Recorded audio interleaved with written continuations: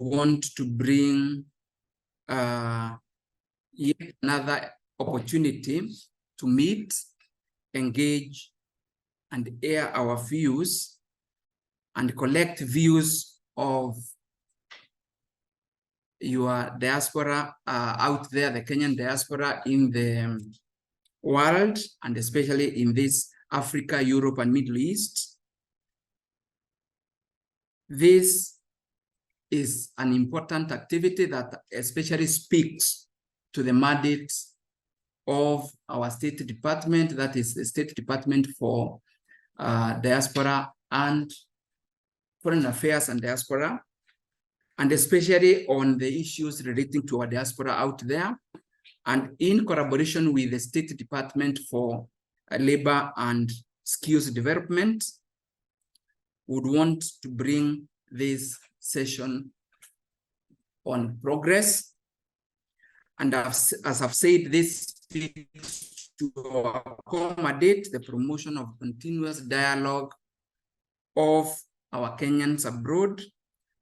And more importantly, it also speaks to the mainstreaming of the Kenyan diaspora into the national development process. You may enumerate a number of instances that we will be engaging exercise and decision making at the county and national assembly levels. We will be endeavoring to keep you in the know of what is happening in your respective local locations and local homes. This also gives us an opportunity for in-person to engage, as would happen in town halls, but this time on various online, social, and virtual platforms. Ladies and gentlemen, today I invite you to participate in this important exercise of giving your views on this important bill, that is the Labor Migration Management Bill 2023. In view of the importance this has attracted, we have ensured that owners of this instrument, that's the Ministry of Labor and Social Skills Development, are here to expound on various provisions of the bill, but also keeping in mind that you in the diaspora have read the bill that has been in the platform for some time, which has awakened curiosity and questions that deserve answers that you would want responded to. To us, this bill offers yet another opportunity to interrogate the purpose, spirit, and intentions that it has for the Kenyan diasporas abroad. Your participation will therefore help demystify the controversies, hearsays, or misgivings that might be out there, and also provide a better understanding of the intention of the bill that is before us.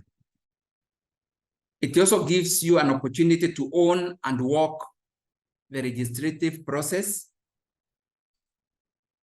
and therefore at the end of it, we'll all be winners and we can own it as our own. The State Department for Diaspora Affairs has been requesting the state departments, ministries, and agencies that anytime there is a development of such important instruments, the diaspora, Kenyan diaspora abroad are involved, and this is one of those interventions that we are going to reach out to the Kenyans in the diaspora. With us, therefore, is a task force and secretariat of the State Department for Labor and Skills Development, which is collecting your views, allays the fears that might exist, and make sure that each voice counts in this process.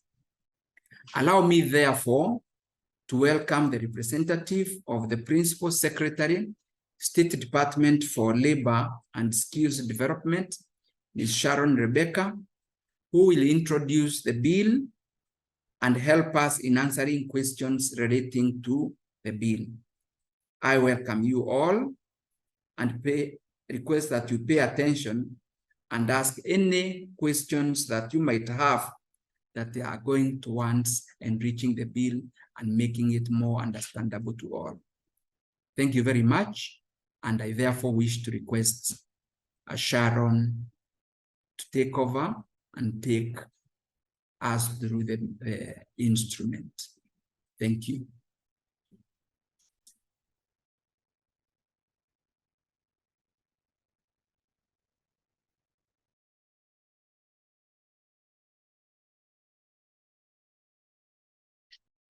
So thank you, Mr. Owen, for those remarks. And I would like to welcome all the participants to the public participation on the draft Labor Migration Management Bill. Just to give a brief background from where we're coming from, is that the government is in recognition of the socioeconomic benefits the migrant workers are contributing to the country. And also, we've been having increasing number of Kenyan migrant workers going to different countries to look for employment. And also in terms of the increasing players in the migration space. So for a long time, we've been, the legal and policy frameworks on labor migration has been very not inadequate enough to protect our migrant workers.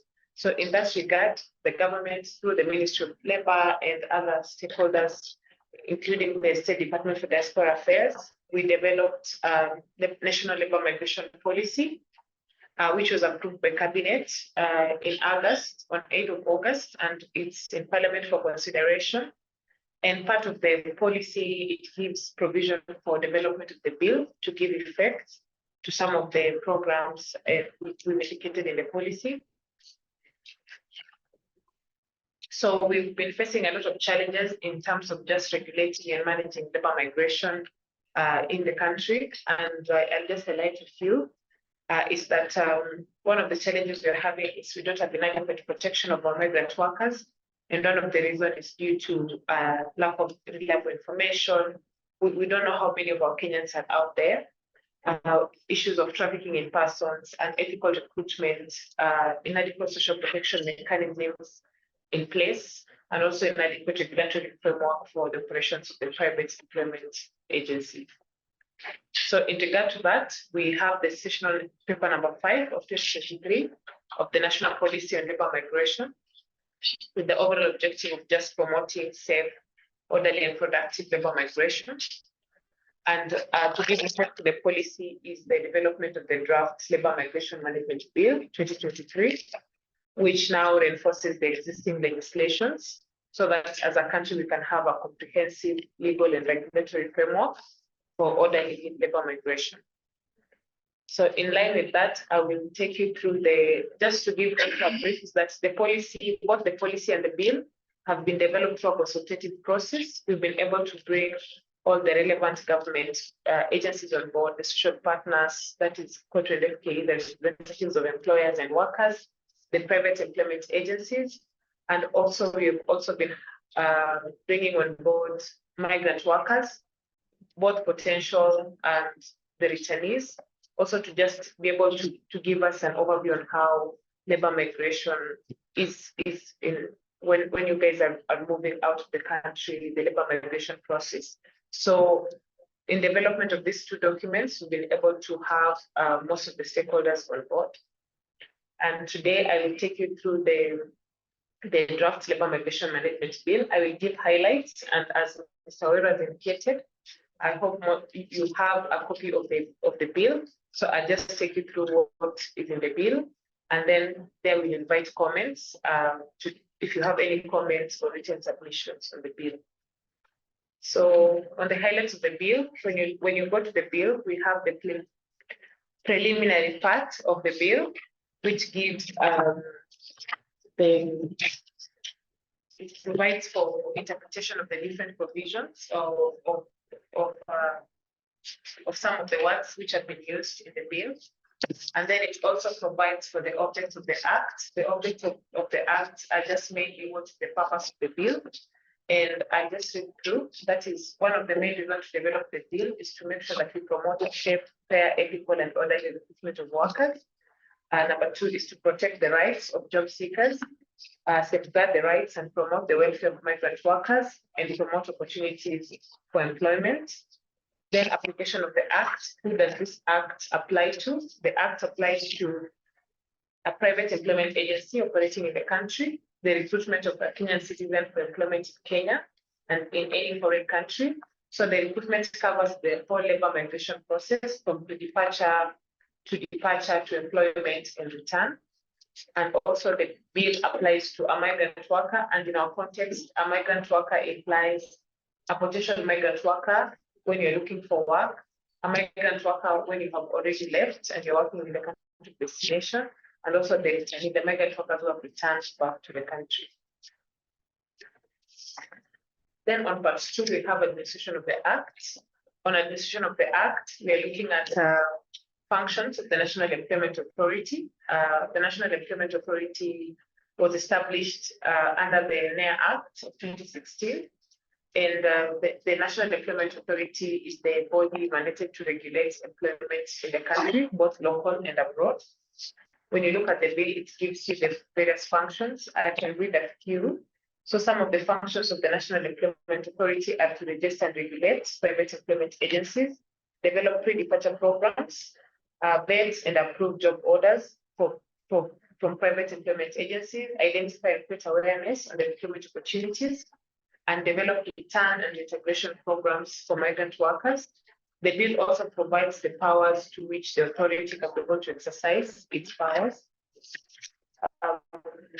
Then another key administrator of the act is the multi-agency committee on the vetting of private employment agencies. The multi-agency committee is already established, and it comprises of various government ministries and agencies. This is because labor migration is a multi-stakeholder process. So that's why we make sure that the multi-agency committee has the various representation from the different departments. Then it gives the functions of the committee, which is mainly to vet and approve application for registration made by private employment agencies.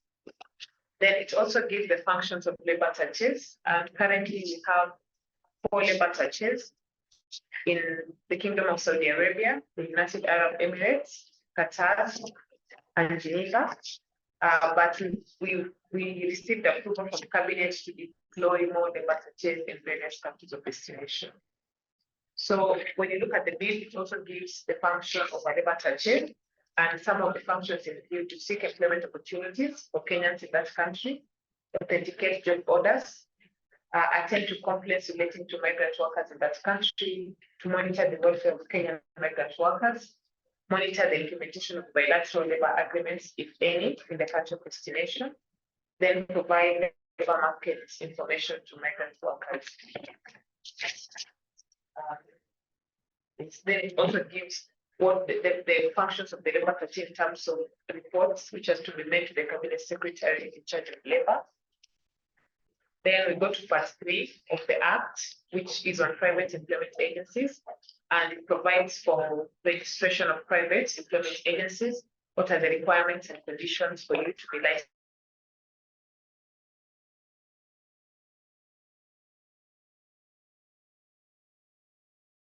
licensed to operate in the country? It also approval of job orders and advertisement of employment of jobs by the private employment agencies. As per the NEA Act, all private employment agencies, all orders are supposed to be approved by the Director General of the National Employment Authority. Then it also provides for development of a code of conduct, which is developed by the National Employment Authority. There's a code of conduct in place for the private employment agencies, but currently it's being reviewed. Then it also provides for obligations of the private employment agencies, regulations in terms of fees for recruitment. As you know, PRAs are not supposed to be charging migrant workers for any fee during the recruitment process. Then it also gives provision for penalties for various offenses, just aimed at preventing the scrupulous employment agencies operating in the country.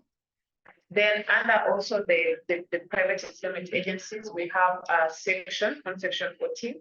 It talks about contingency fee. The contingency fee is it's a new provision we're bringing on board.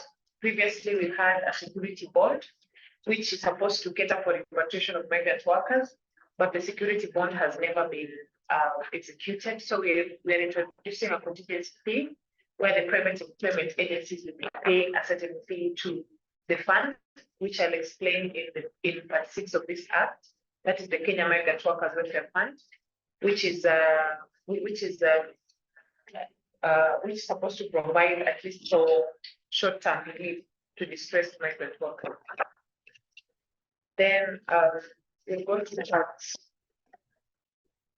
part 4. Part 4 of the bill, which talks about the departure procedures for employment.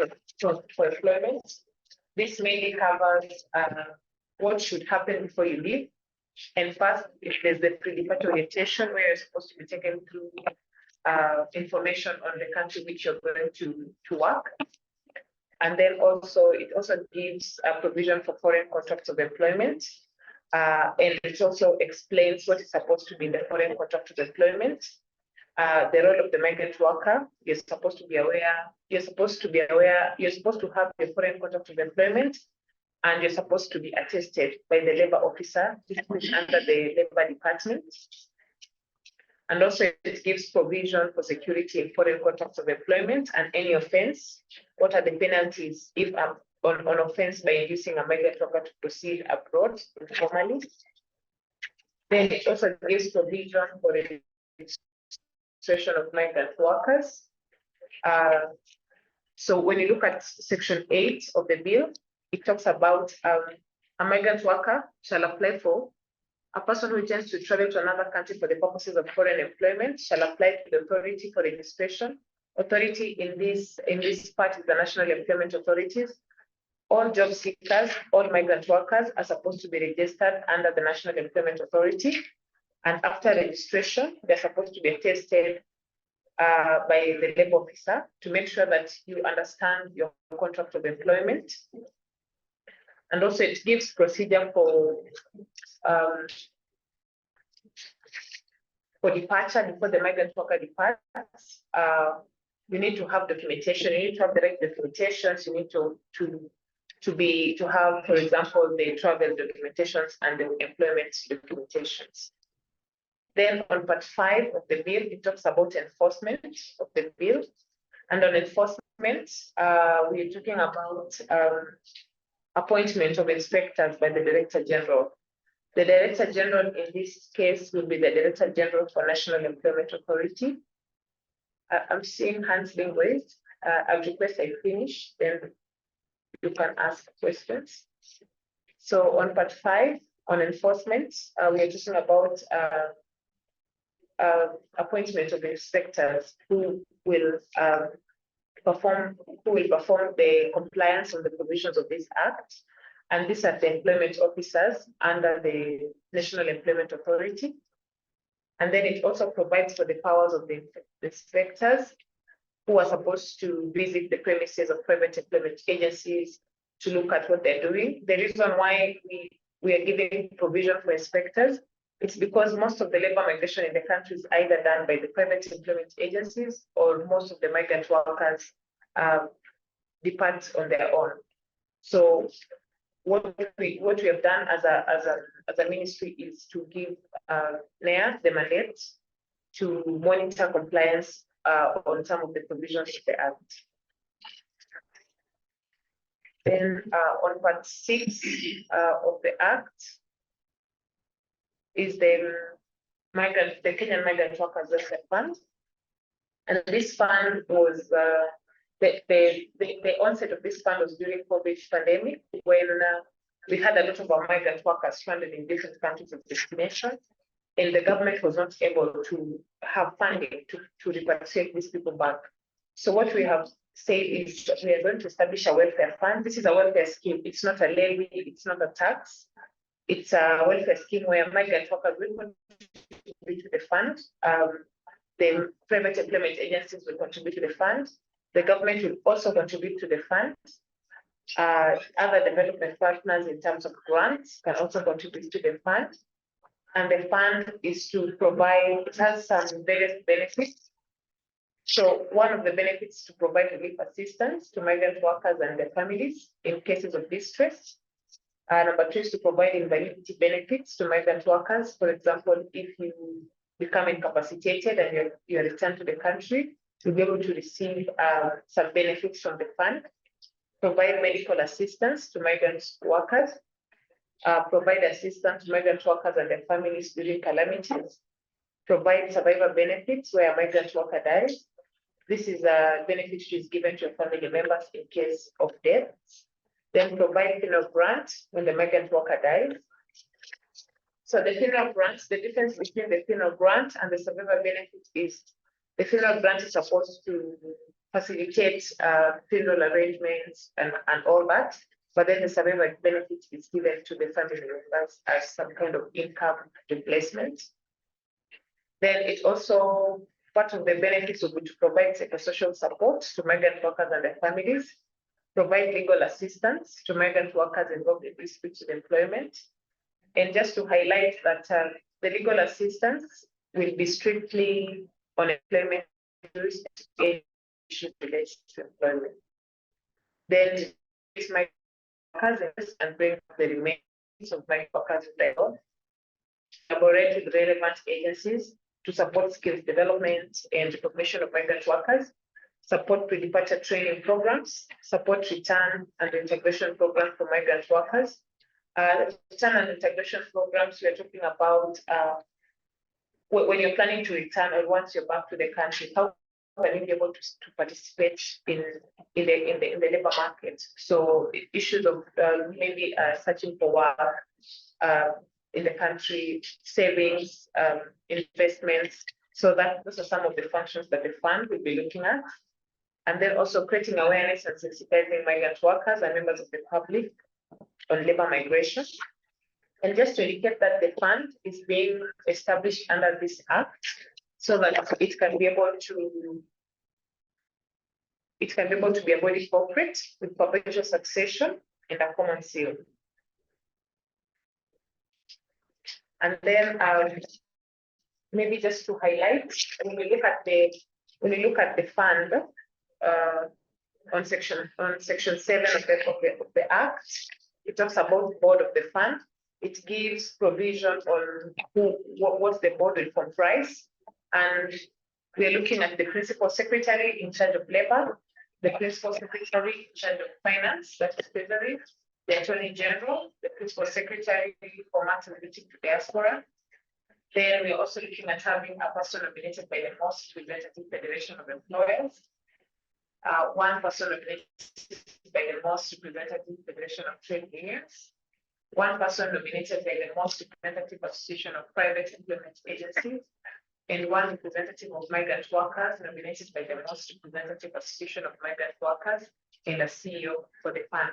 So the reason why we have that limited number of people is because we have this cap provision, which is called the Mwongozo, and it restricts on the number of persons who can be able to be appointed in the board. So what we said about the migrant workers is the diaspora associations, if it can be on an additional basis, or the association can decide, the migrant workers associations in the diaspora can decide who will best represent them in the board. And the board and the members shall hold the office for a term of 3 years, and the people for the appointment. Then when you look at the different functions of the fund, more details will be explained in regulations. So the act is just to provide the establishment of this fund. Then once the bill has passed and enacted, then we can be able to develop regulations in how the fund is run in terms of contributions and all that. Then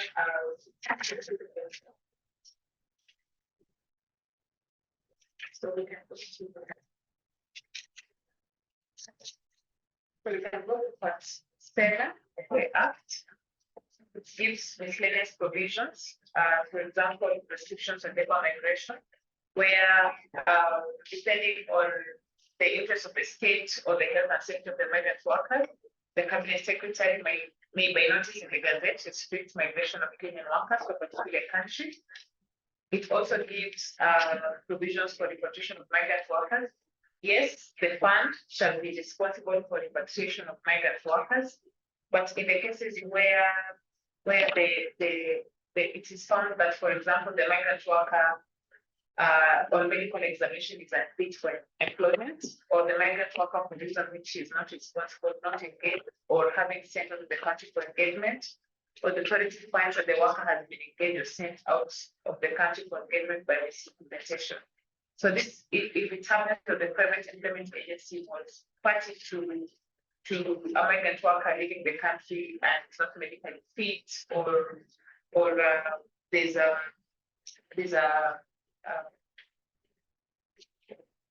in terms of the contract, if your contract is you are changed on your contract, or you went by this presentation in any manner, then the private employment agency will be responsible for your repatriation back to the country. Then on bilateral labor, it also provides for the government to engage into bilateral labor agreements with various countries of destination. It also gives for appeals or penalties when if some of the provisions of this act are not complied with. Then on part 7 of this bill gives a constitutional amendments. As I indicated earlier, the bill is to provide a comprehensive legal framework on labor migration issues. So we are bringing all the labor migration provisions, which were different acts, into one bill. So all labor migration issues in the different provisions or in the different existing acts parliament before, all of them will be brought under the labor migration migration management bill. Yes, and you can see we have some provisions in the Employment Act, some provisions in the Labor Institutions Act. Yes, I think that's only those. I think I've done. Yes, I think I've done the presentation. So I'm hoping everyone has access to the bill, which is under the Ministry of Labor, labor.go.ke. You can find a copy of the bill. If you don't have access to one from the Mayor IMS system. Thank you very much. Mr. President.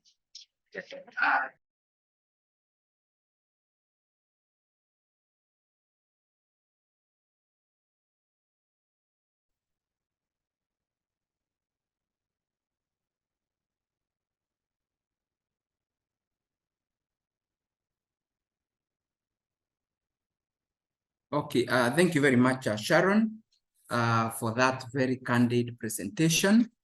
And I'm trusting that our diaspora in the 3 regions have benefited in getting the various areas that this bill covers. And therefore, I would like to, at this point, therefore, invite our diaspora out there for questions, comments, or contributions towards this very important bill, so that we become more informed about it on areas that they might not be very clear about, or even areas that they think could improve this piece of registration once done. Thank you. Any comments? I don't know whom we have. We have some hands up. I think we start with the hands that are up. Unfortunately, I think here I'm not able to tell whose hand is up. We have Omar Farah. Yeah, we have, sorry. Yeah, we have a number of people whose hands are up. I believe I can see Mr. Omar Farah, Simeon Kirui, Eliud Kiprop, and others. So let's start with Mr. Omar Farah with the question or comments that he has. Mr. Farah, you're welcome.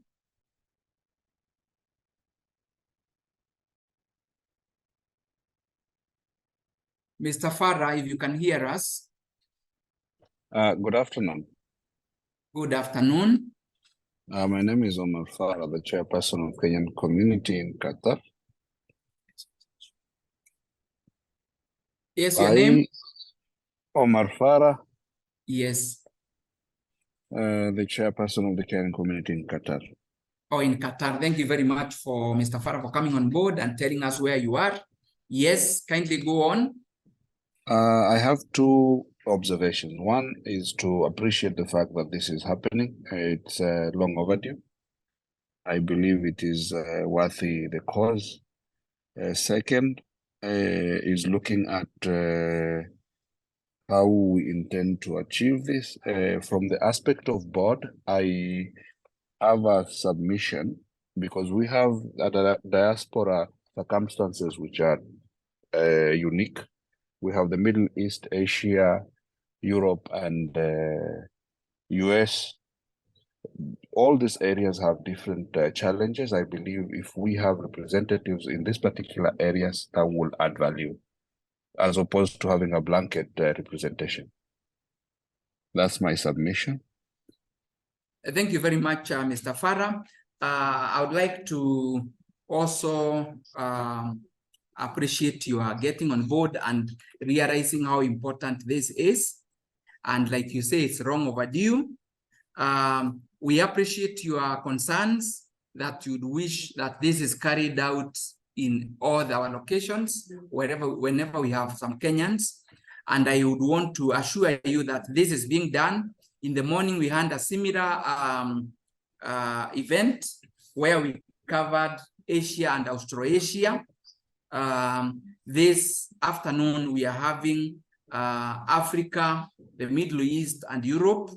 And later on in the day, we'll have some other areas covered. So your concerns are very well taken, and we appreciate the contributions that you have made.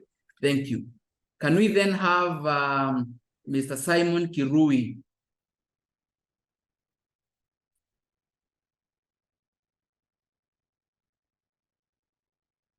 Mr. Simon Kirui?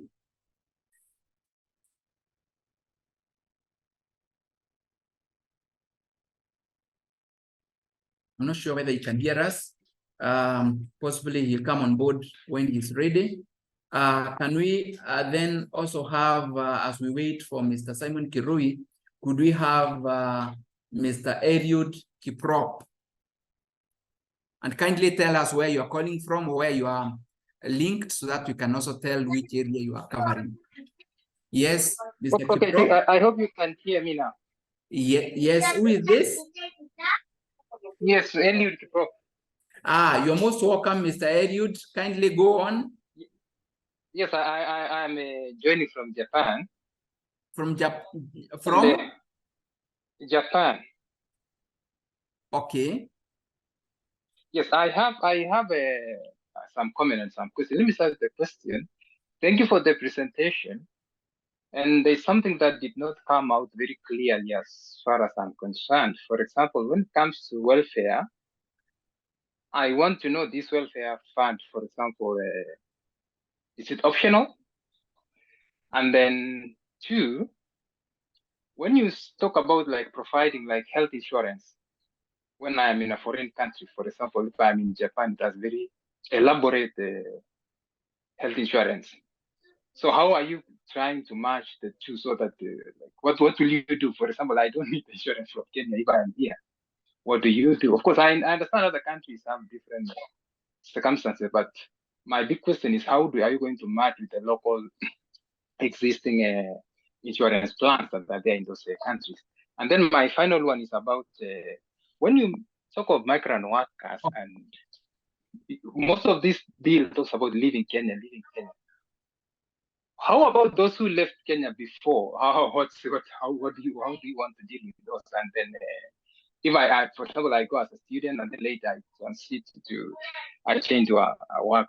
How are you going to do? What do you want to do for such kind of people? Maybe I could have others, but let me allow others to ask. So thank you. Okay, thank you very much, Mr. Kiprop. I think Sharon, you can take on this one. I think it has a three-pronged approach of the question. There's the aspect of health, there's the aspect of those who left before, and I think there was something else. Kindly go on. Thank you, Mr. Waweru. Thank you, Vice Senior, for those questions. The fund, the management,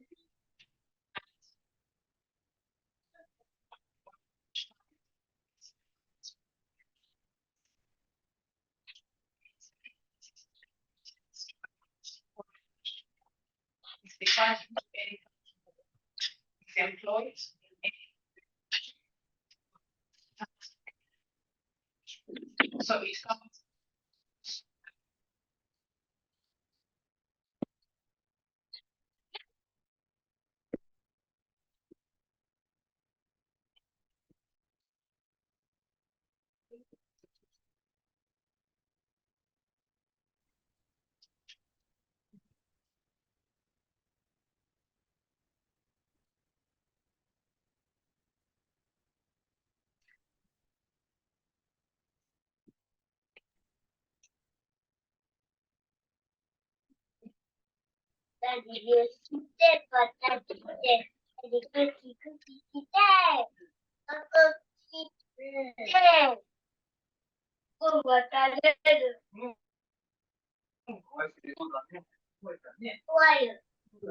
Mr. Kiprop, we have some small challenge, but kindly hold on. We are still, you are going to be answered.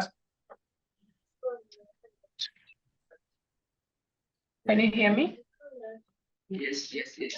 Okay. So, Mr. Kiprop has indicated earlier that, yes, the welfare fund should be mandatory for Kenyan migrant workers. And migrant workers in this definition means, when you check in page 5 of the bill, defines what a Kenyan migrant worker is. And in the case you're defining a migrant worker as a Kenyan citizen who intends to migrate to foreign countries to work, is defined is employed in any so we captured the 4 definitions so that we can be able to include all the aspects of the different stages of labor migration during the migration process. Then on the bit of the health insurance, so when you look at the benefits of the fund, we are not talking about health insurance, we're talking about medical assistance to migrant workers. Because we have been having issues where migrant workers are coming back and they're ill and they do not have any form of support. So the fund will be to just provide some short term. The fund is not going to be an insurance fund. Sharon, excuse me. Many people can't hear you clearly. When you come back to the country and you're sick and you cannot access medical facility, then the fund will be able to assist you for some period of time. And in terms of how much you can contribute to the fund, as of now, we have not yet established how much. That will come through the regulations, the fund,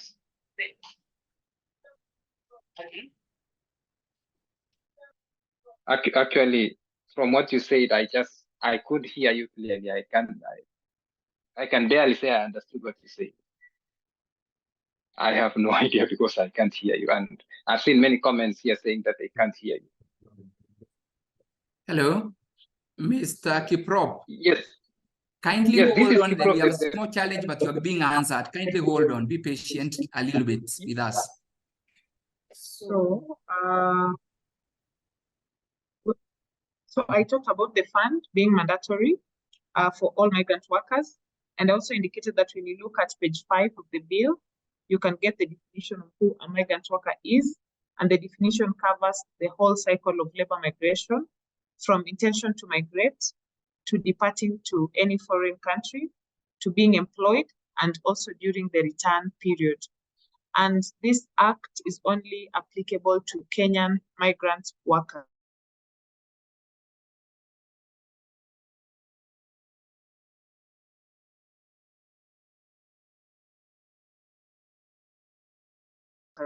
If you're in any country in any other region. insurance. When you look at the objects of the fund, it doesn't talk about providing medical insurance. It talks about providing medical assistance to migrant workers.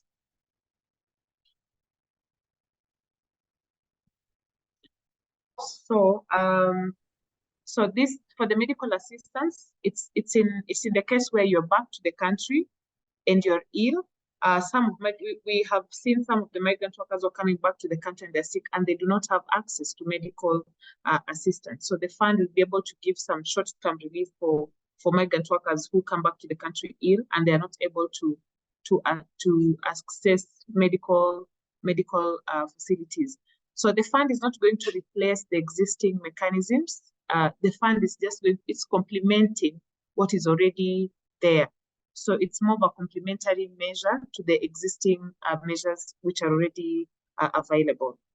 Then in terms of migrant workers who are still abroad, as long as you're a Kenyan migrant worker, you are eligible to register to the fund.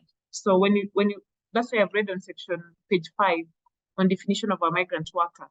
Either you are intending to migrate, you are migrating, or you are employed in any foreign country, or you are returning back to the country. So it covers all, as long as you're a Kenyan and you're in another foreign country for the purposes of work, then this bill applies to you. Thank you. Thank you very much, Sharon, for those responses. I believe we have answered Mr. Kiprop adequately, and therefore our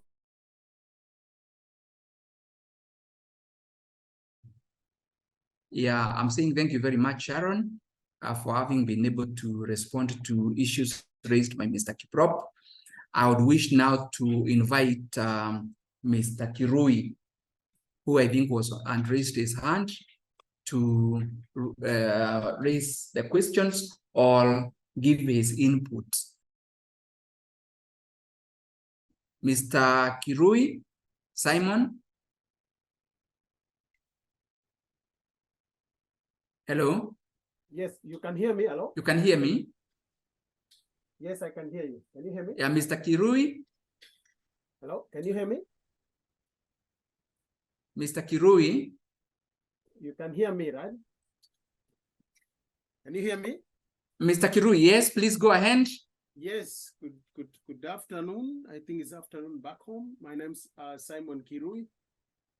I am joining from Germany. And kindly be a little bit louder. Thank you. Okay, thank you so much. So I'll try to be as loud as possible. Yes. So I was saying good afternoon and good morning for those ones who are. Good afternoon, Mr. Kirui, and welcome. I'm joining from Germany. I'm one of the diasporans, one of the leaders of the organizing the diasporans in Germany. We appreciate your work and the drafting of this bill. There is one question that I just want to put across after the question which were asked by other members. The concept that you use of worker, did you also separate between the labor force that could also maybe separate people who are going for, like lower ranks of the jobs and those ones who are going on higher professions? Because I guess the conditions that these diasporans are sort of subjected to may not be the same. So I think it will not be right to blanket maybe even the welfare aspect to all, because I guess the professor may be having other conditions in a place of work or contracts terms as compared to a driver who is moving to a different country. Secondly, on that, did you consider also that in other countries, they may be having more or less the same welfare safety nets in terms of social security for workers? And if so, how did you maybe put that into consideration, given the fact that the workplace and maybe the contract labor force and laws which are applied in the UAE are not the same as those labor forces or labor laws which are applied in Europe? So those are the things that I just wanted a bit of clarification. And thirdly, on top of that, when it comes to the welfare, why could you not put it as something like insurance rather than a welfare pot where it could be subjected to, I may say, abuse? So those are just my concern. And thank you for giving us this participation chance. Thank you very much, Mr. Kirui, for those very exciting responses and questions. I'll again ask Sharon, and we also have our legal team here to respond to them. And I think there are three. The one that is the first one that is talking about the ranking or the category of the labor that we have out there. And the second one, of course, where you are saying some could be higher, some could be lower, and therefore the risks are different. And then the second one on the welfare in countries that out there you could be having the same welfare and possibly why duplicate just in case back here. And then also the issue of why not have it as an insurance program. So kindly, you could try to answer. We see what there is. And anybody else in the team who could be having an answer, please, you are welcome, so that it's not only Sharon Arun who is answering today's questions. Thank you, Sharon, kindly. Thank you, Mr. Owero. And thank you for those questions. In terms of the different categories of migrant workers, yes, we consider that because we realize that when you look at the problems maybe the low skilled are facing and the problems the highly professional cadres are facing, they're quite different. And also different in the different countries, migrant workers they face different challenges, they go through different, the systems are a bit different. So that's why when you look at the objects of the fund, we tried as much as possible to make the benefits a wide range of the benefits. And that's why you see we have repatriation, we have aspects of skills development, we have aspects of return and integration. So the fund covers the whole cycle of labor migration. So before pre-departure, there are some benefits that you can be able to obtain.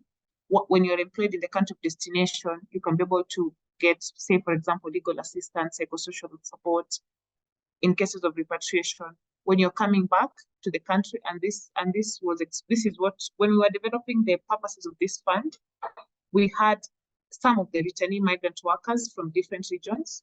And what came out was that, for example, for the skilled migrants, most of you have elaborate contracts, your insurance schemes are good. But then what about when you guys want to return back to the country? So what we said was the fund will have some kind of return and integration programs. Say you want to come back to the country and maybe you want to go back to employment in the country. So the fund should be able to support you in that aspect.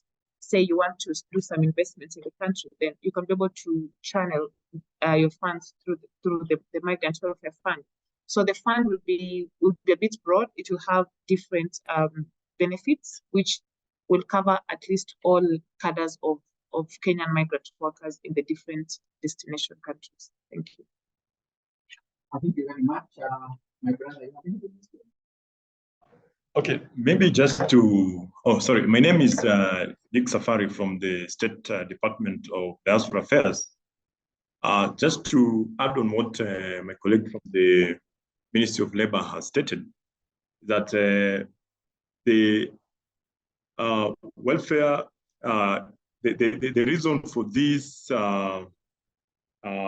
welfare contingency fee is that it is a welfare that benefits, in fact, the members of the migrants who are going abroad. Because if you look at it's different from the insurance policy, because you realize that insurance pays after an act has been committed. But this one, it takes care of the needs of the migrants. Let's say, for example, there are cases where maybe there's a loss of life and the body has to be repatriated back to the country. Or if a migrant is sick the welfare fund will take care of that. Also cases whereby you find that there are issues concerning the employer and the employee where you need legal representation, that fund is going to take care of that. So the gist of this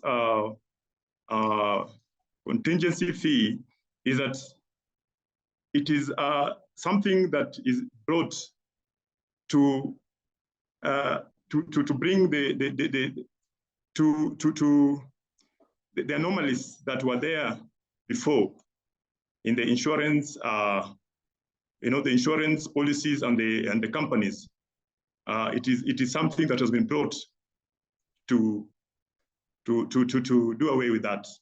So thank you very much.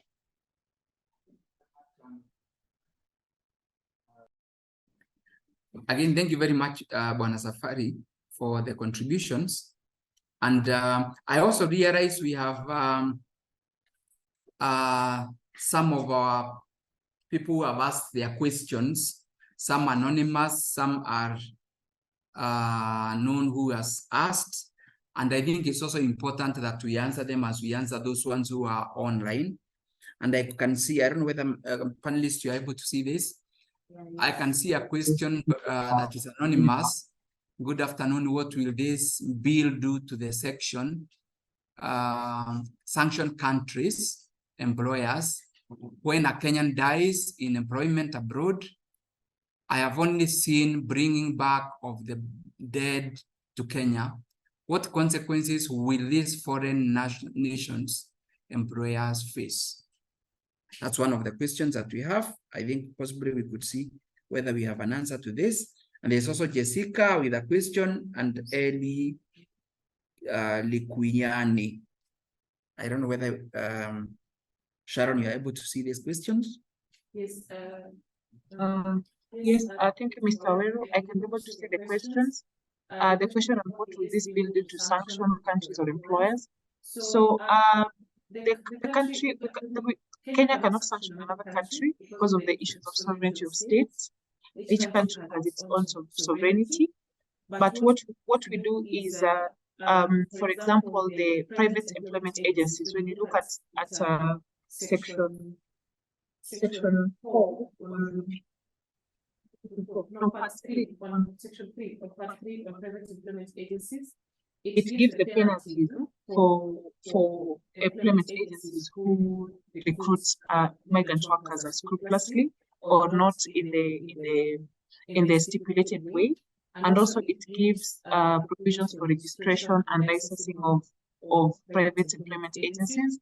So for the bill only regulates the private employment agencies who are operating in the country, and that's why we try to tell Kenyans that before you leave the country, make sure you're using a registered private employment agency. And this list of private employment agencies can be found in the National Employment Authority Integrated Management System website. It's called the NEA IMS.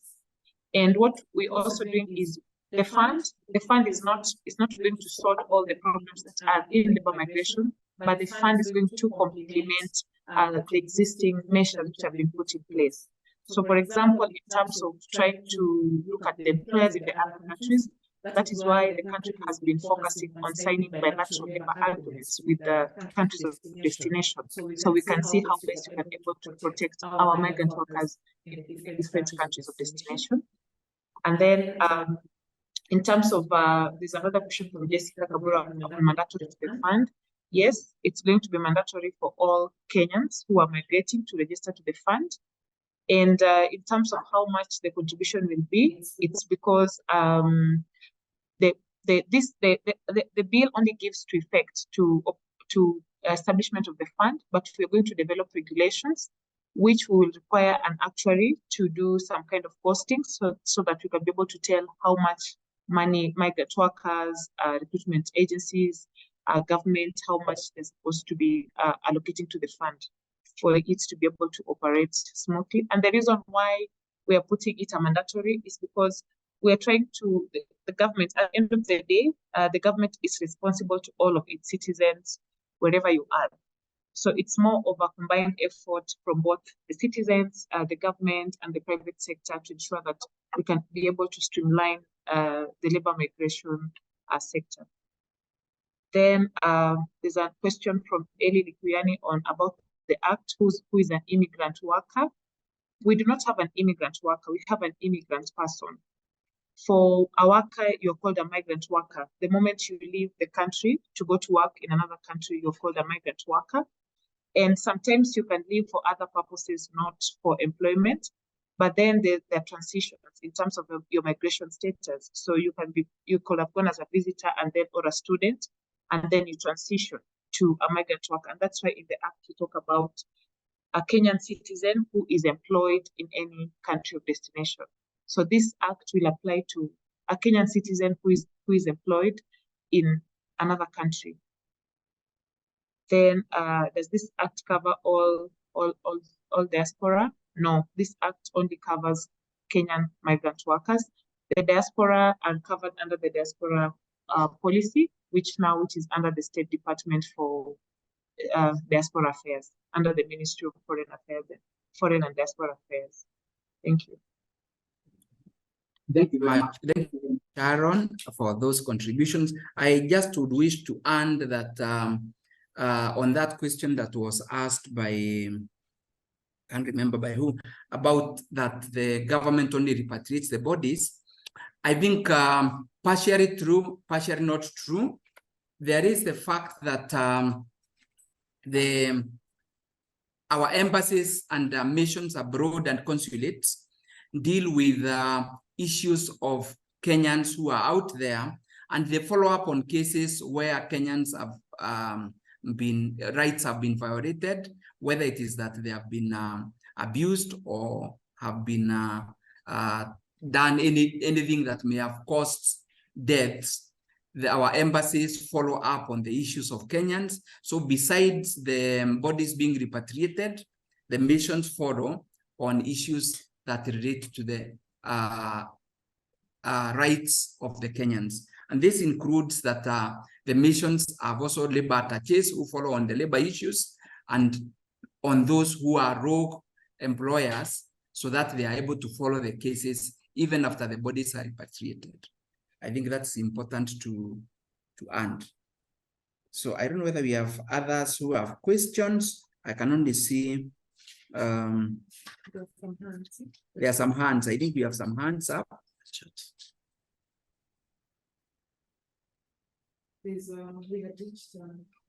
We had reached Mr. Simon Kirui, whose hands were up.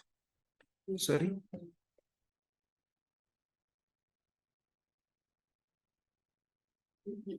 You cannot see?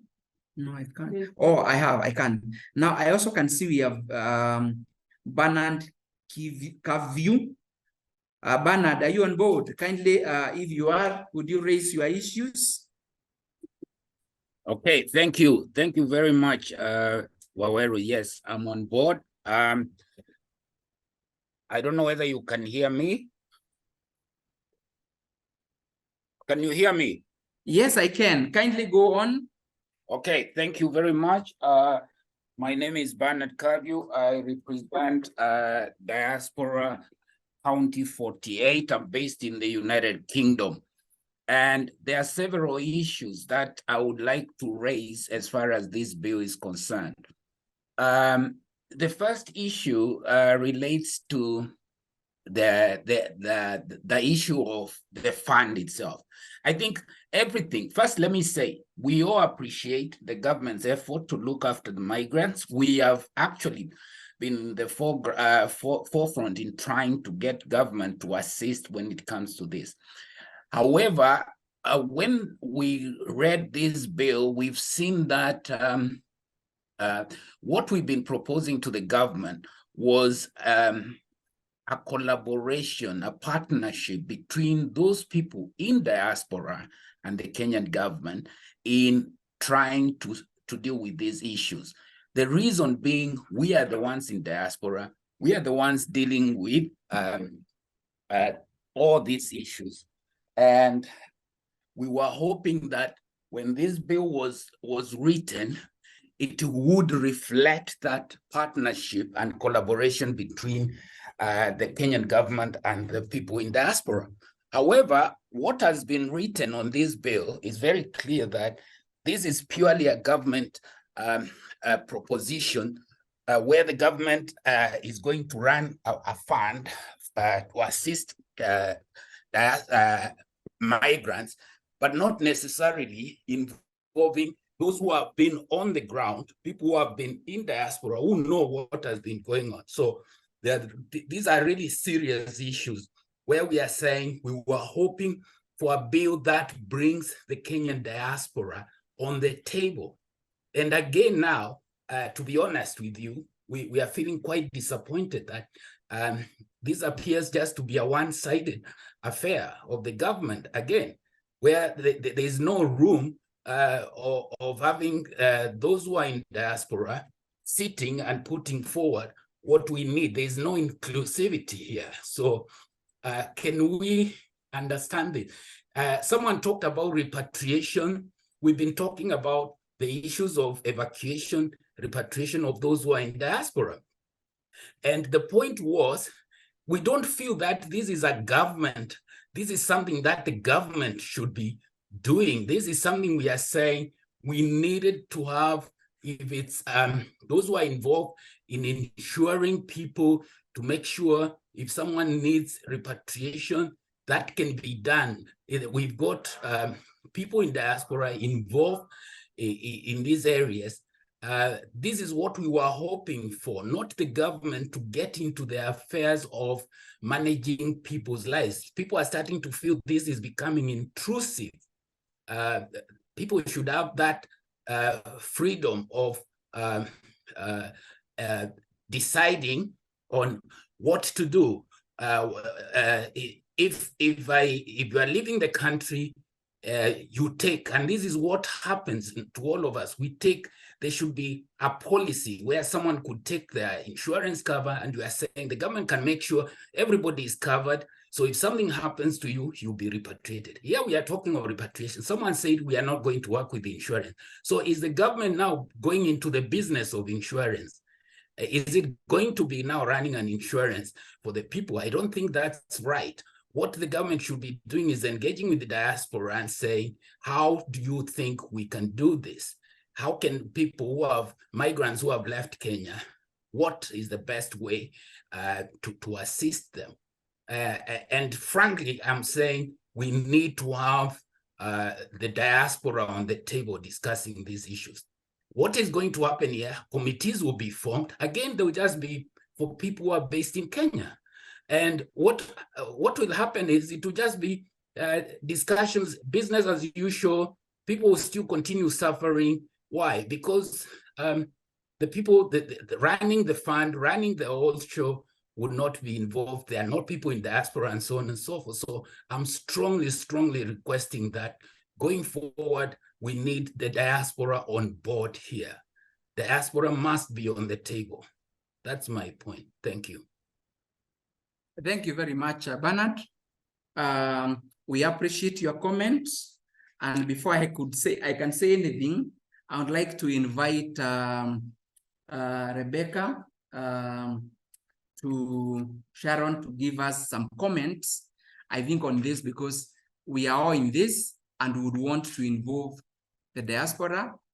I believed that we had involved them, but I would want her to make her comments so that I can also give some inputs. And the comments are very valid. I like that you want to be involved and would want to engage more. Kindly, Sharon. Come on. Thank you very much, Mr. Waweru. And thank you, Mr. Bernard, for those comments. Maybe just to start, this is a collaborative effort. We cannot manage labor migration as a government on our own. And that's why we thought best fit to involve the diaspora in this, as you are the people who are there, you're the people who experience these challenges every day. But when you look in chapter 6 on the fund, you look at utilization of the fund. On I, it talks about one representative to the board of the fund, one representative of migrant workers nominated by the most representative association. of migrant workers. So this is not a government-led fund. It's going to be a migrant workers-led fund. So the government is just there to oversee that the welfare of the migrant workers are prioritized, and that if the money contributed to the fund is also well utilized. And that's why the fund is being established in its own act of parliament in this Labour Migration Management Bill, instead of the Public Finance Management Bill, because ideally public funds managed by government are established under the Public Finance Management Act. But we saw fit that the fund should be established in a separate act of parliament. And that's why when you read on the fund, we are talking on part 6 of the act. We are talking about establishment of a fund known as the Kenyan Migrant Workers Welfare Fund. And we are saying that the fund shall be a body corporate with a perpetual succession and a common seal.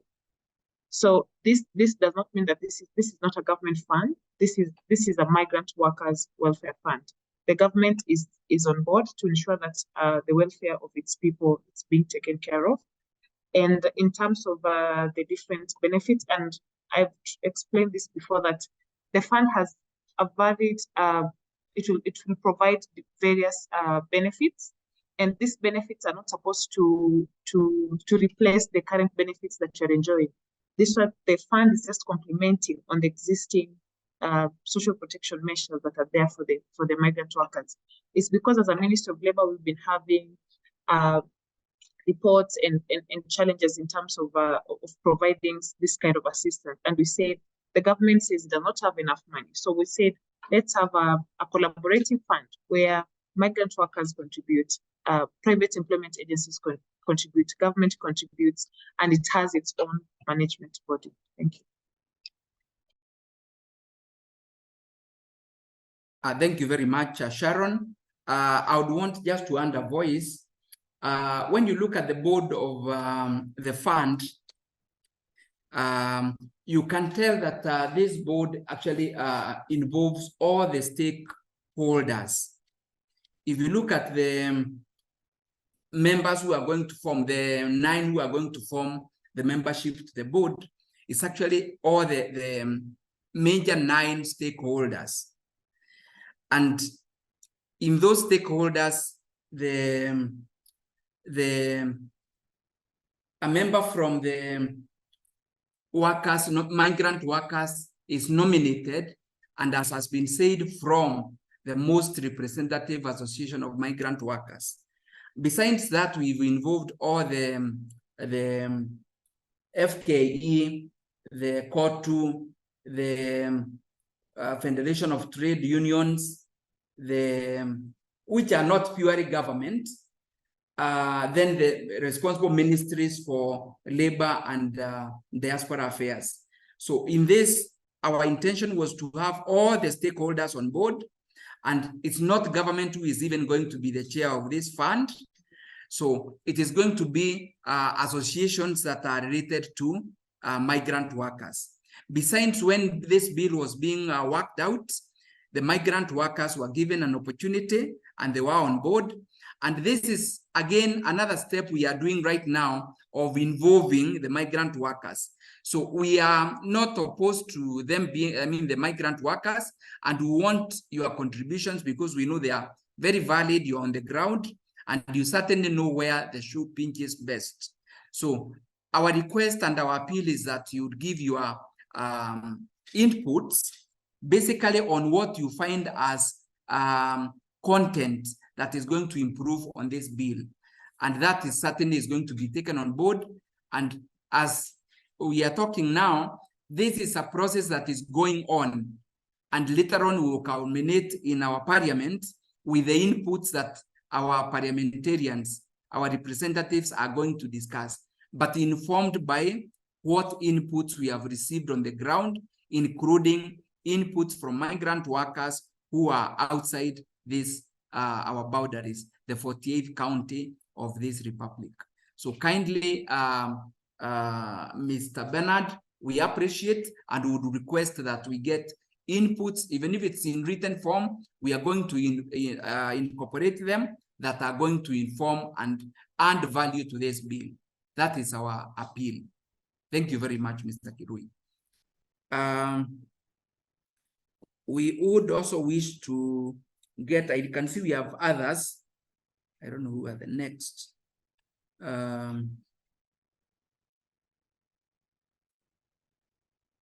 Who else do we have?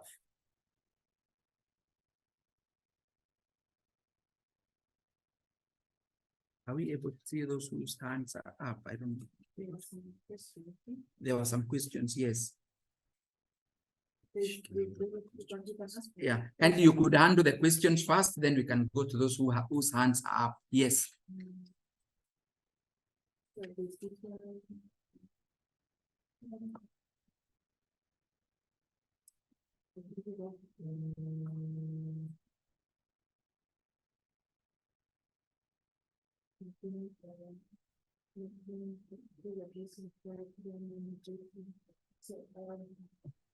So I'm looking at this question from Eric Kimani on address legal representation issues.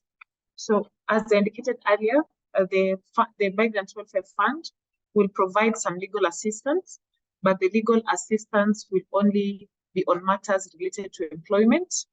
And just to indicate that this is a labor migration management bill. So the labor migration management bill, the application of this bill is on Kenyan migrant workers only. And all the other diaspora who are not workers, they're supposed to be catered by under the missions abroad, under the State Department for Diaspora Affairs. Then address investment, assets, and finance issues. Also part of the fund, there's the issue of return and integration, where we'll have issues of investment, savings, where the fund can be able to facilitate those migrant workers who are interested in such initiatives. And just to indicate that the Act has not given in detail what will be under the return and integration. So after the Act has been enacted, we will have regulations. So under the regulations is when we will define how much money can be contributed to the fund, what kind of investments will be done by the fund. So all those other details will be covered under regulations. And then on address on prior training and vetting of job seekers for the purpose of smooth transition.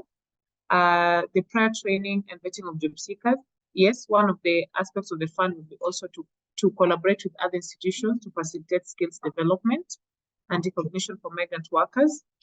We've had an issue where migrant workers say they've been working in a country for 5 or 10 years and they've acquired some skills, but they do not have certification. So currently the Ministry of Labour has a recognition of prior learning program where if you have skills but you do not have certification, you can be able to access, you can be able to go through an assessment and be given a certificate of recognition of prior learning. So those are some of the benefits we're looking at if you are in the fund. And also vetting of job seekers, that is already being done. Once you register as a job seeker, if it's through the private employment agencies, you have to go through the National Employment Authority, you have to get the police clearance, you have to be attested by a labor officer. So already that we have in place. But what will happen is the government is developing a labor migration system where you can access all labor migration services under one system. Then I'm seeing, let me see another question.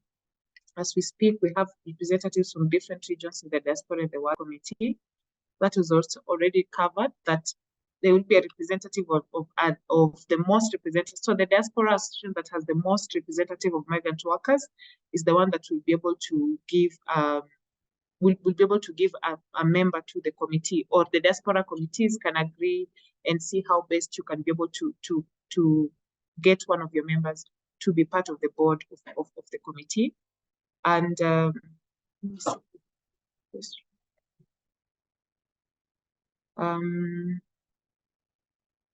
government should never be welfare, but results in government control of foreign currency. Wow, why would a citizen be entitled to non-meaningful benefits? So there's the question of why would a citizen entitled to non-meaningful social benefits at home suddenly being entitled to benefits? Because and that's why we are saying that this fund, it's a contributory fund. It's not a government funded, it's not government funded. So migrant workers contribute to the fund. the private employment agencies contribute to the fund. Government also contribute to the fund, but this will be more of a private entity. And as Mr. Waweru has said, the fund will be led by a chief executive officer who will not be government, who will be someone who will be a Kenyan citizen. So we're saying that the fund, it's a collaborative process to ensure that we can be able to sort the labor migration issues. And the fund is going to complement some of the existing measures that are already there. Thank you. Sorry. Yeah, thank you very much, Sharon. I think I appreciate the contributions and the input that you've given. And we have some other people. We have Dorothy Atema. Kindly, I can see your hand is up. Kindly raise your issues or the contributions you'd wish to make. Dorothy. Dorothy Atema.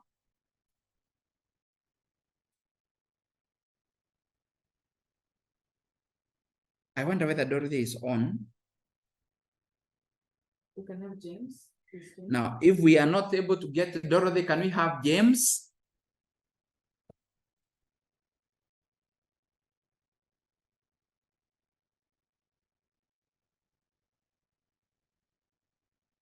Yes, thank you. Can you hear me now? Yes, we can hear James. Okay, well, thank you very much for this. I'm James from Frankfurt, Germany. And Yes. thank you very much for the session and for making us participate in our contribution. I have a few questions concerning the fund. The one is how much would each person contribute to the social worker, or the worker will contribute to the fund, and how is it going to be calculated?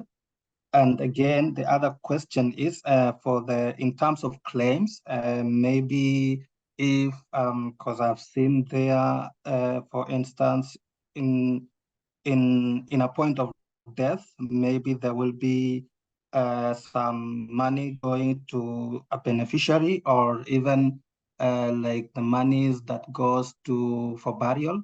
How much will that be? And in case of if the claims are higher than the money in the fund, how is the government going to chip in such that everyone will get their right? And the last question is, because the contributors are going to contribute to this fund, will they get such, or a thing of a signed certificate, so that in the case of a claim, they will have that right to claim or to sue the fund? Thank you. Thank you very much, James. I think those are very straightforward questions. And I think I'll again give Sharon and anybody else who is on board from our side who could also add to the contributions being made by Sharon in answering the questions. Yes, Sharon. Thank you, Mr. Waweru.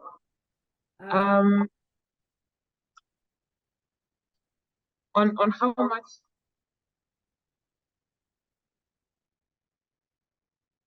So on how much it can be contributed to the fund.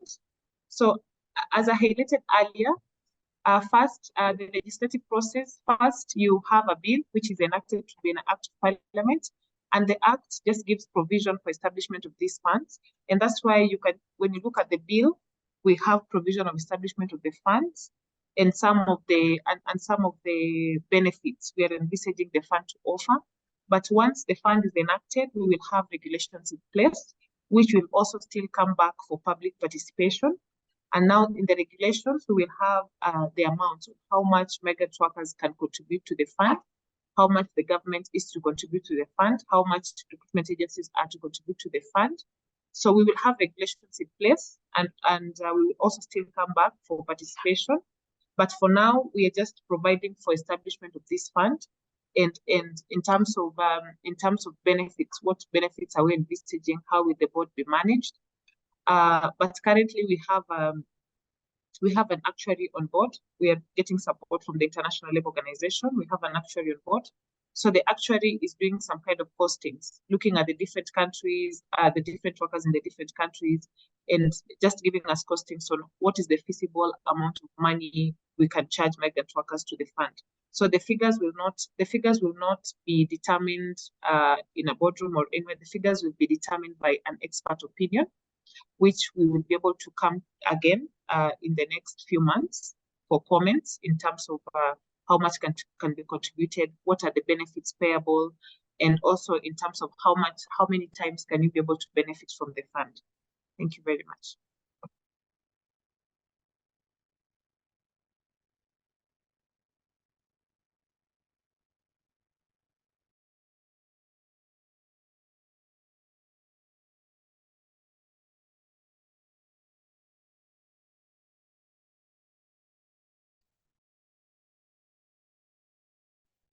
Thank you very much, Sharon.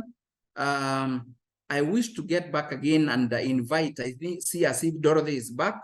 We had lost her. Dorothy, if you are back, could you kindly give your input or raise your questions or additions to this bill? Yes, you can hear me now, I'm sure. Thank you Yes, very we can. much.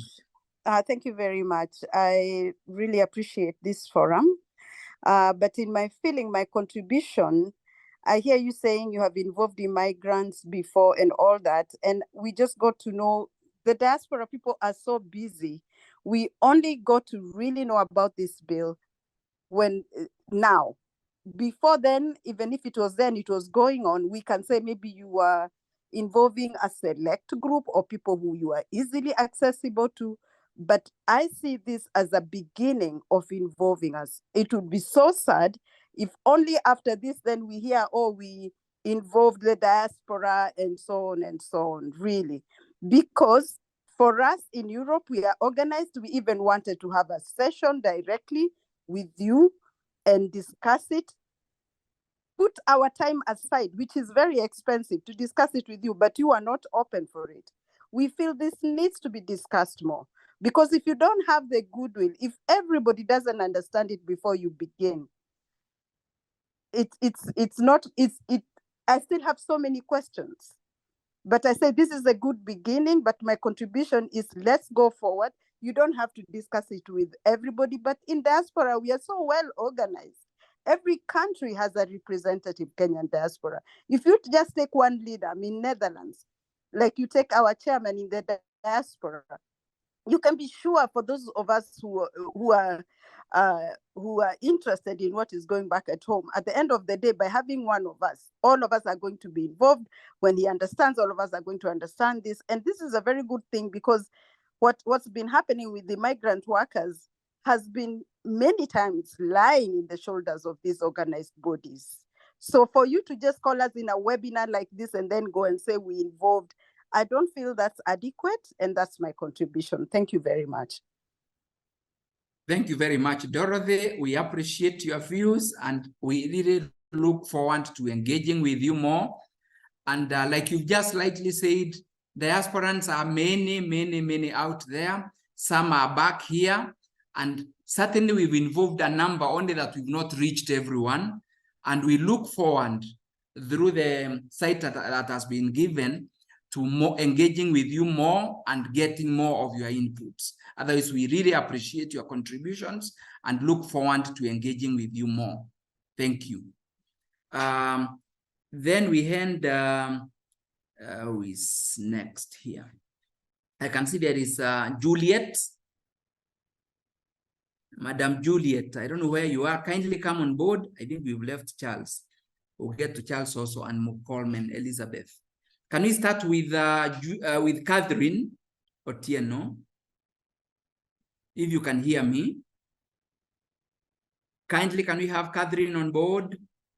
Yes, I'm here. Unmute me. Catherine, yes, and welcome. Hello, can you hear me? Yes, we can. We're most welcome.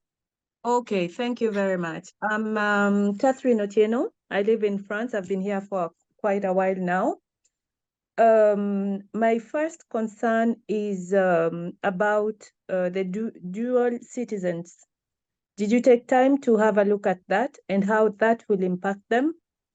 Secondly, I think it should not be, like most of us said, mandatory, because some of us have taken it upon ourselves to anticipate that part of medical assistance and even being sent home. Some of us do not want to be sent home. We might want to get cremated. So those are some things that you need to have to check on. And as has been said a few minutes ago, we need to be involved from the word go. Right now, it's something that you're imposing on us. And from all that I've heard, it's almost as if we do not have a choice and we have to go through with the bill. Another point, you've mentioned the 9 major stakeholders. Who determined that these stakeholders are the ones to manage this fund and not part of the diaspora themselves to do that? You said also that the fund is supposed to be complementary to the existing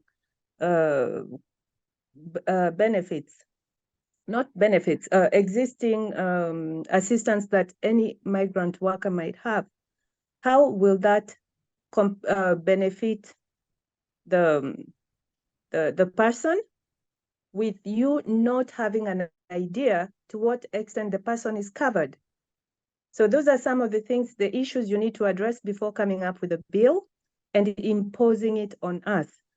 Myself, I'm a dual citizen. I'll repeat it again. That means I also have obligations with this other side, my second country. And my second country has a very good cover and they take care of their citizens. My parents are home, they have the NHIF fund, and I can tell you it's not working. What will guarantee that this will work?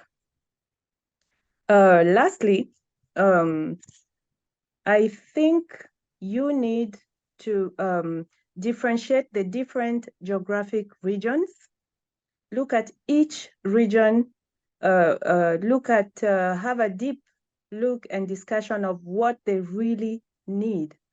In Europe, the needs in Europe are not the same as in Middle East or in the United States.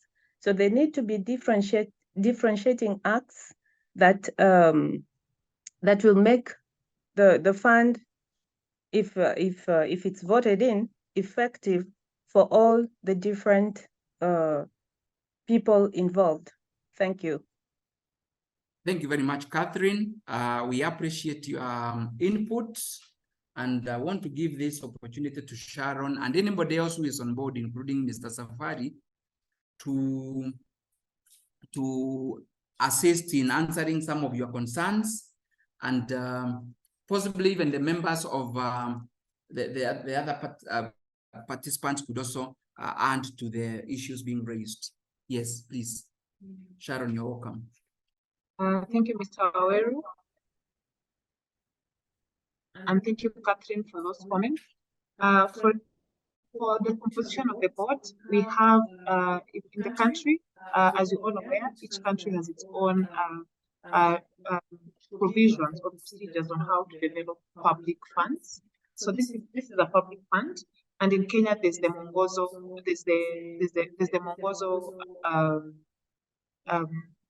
in place. It's called Mwongozo. It's a procedure from SCAC, the State Corporations Advisory Committee, which regulates on how public bodies are formed. So when you're forming a public body under the SCAC, under the Mwongozo, they are given provision. For example, if public money is involved, you need treasury. The Minister of Labor has to be involved because it's the entity in charge of labor and employment in the country. The State Department of Diaspora has to be represented because of the diaspora issues.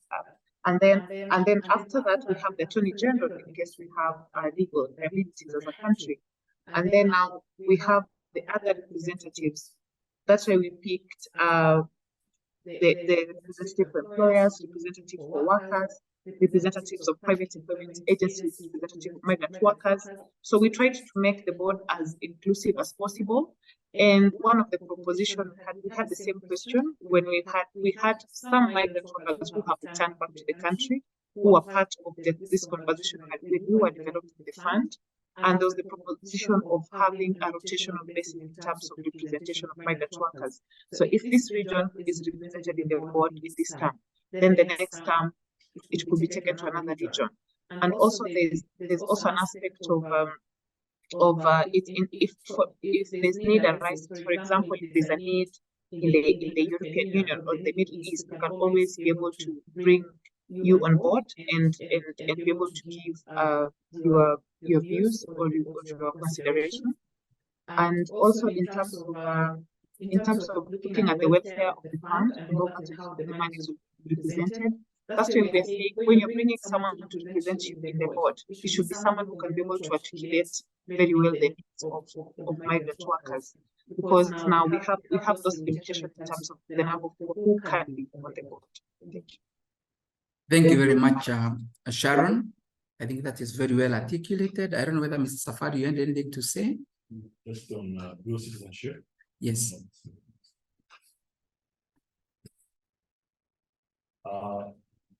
Thank you very much, Mr. Weru.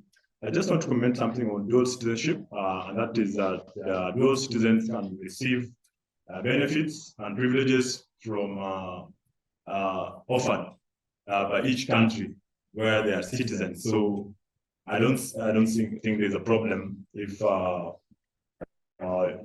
someone who has a dual citizenship receives services from either country. So that's why we are coming with this bill. Thank you. Thank you very much, Mr. Safari. I also wish to indicate, yes, this fund is going to be mandatory, like we are saying, but obviously there may be people who might in their own ways think they don't want to be there. Now, what that means is that obviously if you are not there, then you are not going to be a beneficiary of this, whatever the benefits that may be there. And that would be a grim picture of it. And that's why we wish everybody would be on board so that they are able to attain the benefits that accrue by you being a member. As earlier stated, I think if you look, this is labor migrant management bill, and it's basically looking at the welfare of the Kenyans when they are outside there and when they come back. As earlier asked by one of the members, there was somebody who asked about the levels. Certainly the levels of the risks that may be out there vary. Those who are in the Middle East, for instance, say for instance, domestic workers might have more risks that require this fund. Those who are outside on other levels might certainly not gauge their risks to be the same. And like you've also said, somebody has contributed, I don't know whether it was Dorothy who said that they even don't want to be returned back home should an eventuality arise. They would want to be cremated and possibly buried wherever they are, which we respect.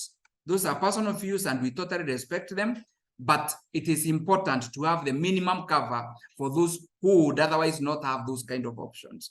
So that is what we are gearing for, and that's what we advocate for. So our wish is that members would be able to come on board, contribute, because we believe, yes, it may be the first time you are hearing this, but we are ready to engage now and in the future before this bill can go to Parliament with all your inputs so that it's debated when it is reached with input from everybody.